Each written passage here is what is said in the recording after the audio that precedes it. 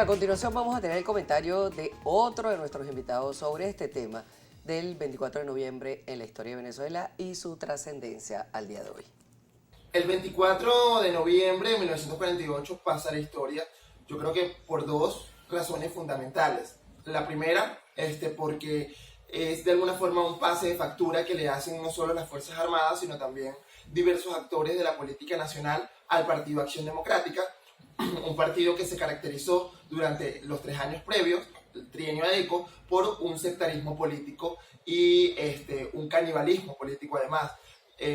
Acción Democrática ocupó los principales puestos y lugares dentro de la política nacional con una preeminencia importante y un sectarismo político fundamental, ¿no? Eso es lo que de alguna forma se destaca más en su periodo. Además, yo creo que el segundo motivo, y yo creo que es el motivo fundamental a la luz del presente, es que con los militares no se puede hacer política. Los militares no están aptos para hacer política, sino que son de alguna forma una institución que está allí para resguardar al país, la soberanía y la seguridad. Pero quienes hacen vida política tienen que ser los civiles y los civiles políticos además. O sea, de alguna forma el 24 de noviembre de 1948 deja mostrar eso, ¿no? La incapacidad militar para actuar en política. Por supuesto que en ese momento toman las riendas y ya sabemos lo que significan los 10 años posteriores para el país. Del 48 al 58 se inaugura una dictadura férrea, la dictadura que primero llevó Carlos Delgado Chalbaud, también conocida como dicta blanda, posteriormente Flamanich y finalmente Marcos Pérez Jiménez. O sea, y estos 3 años, del 45 al 48, que terminan el 24 de noviembre,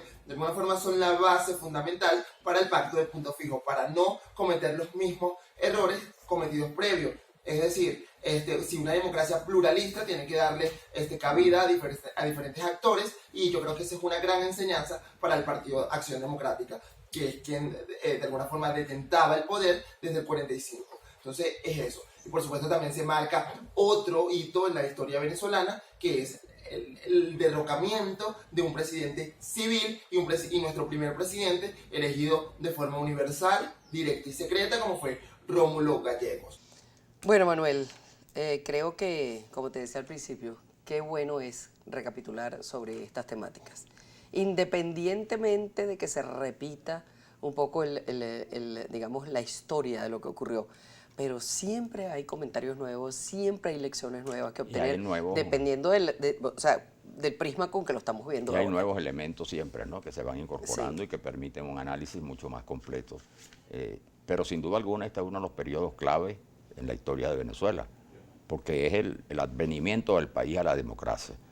Fue un periodo corto, de 3 años, pero muy rico en experiencia, y como señalaba nuestro invitado. Y además con una cosa importante, que fue la Constitución de 1947 autoriza, del 46, autoriza el voto directo, universal y secreto, que era la vieja exigencia y aspiración de los venezolanos.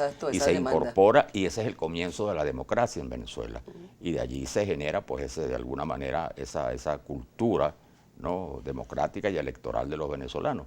Y además, eso también que señalábamos, que fue el choque entre dos visiones, una visión militarista, encabezada por Pérez Jiménez fundamentalmente, que venía de formarse en academias del exterior, en Chorrillos, en Perú, y que además tenía vinculación con los movimientos militares que en ese momento insurgía. Claro. Ya había insurgido Perón, pero planteaba las mismas cosas, Odría en Perú, y los ejércitos, después de la Segunda Guerra Mundial, planteaban que ellos, en los países subdesarrollados, eran la fuerza, digamos, que estaba llamada a dar el salto hacia la modernidad, ¿no?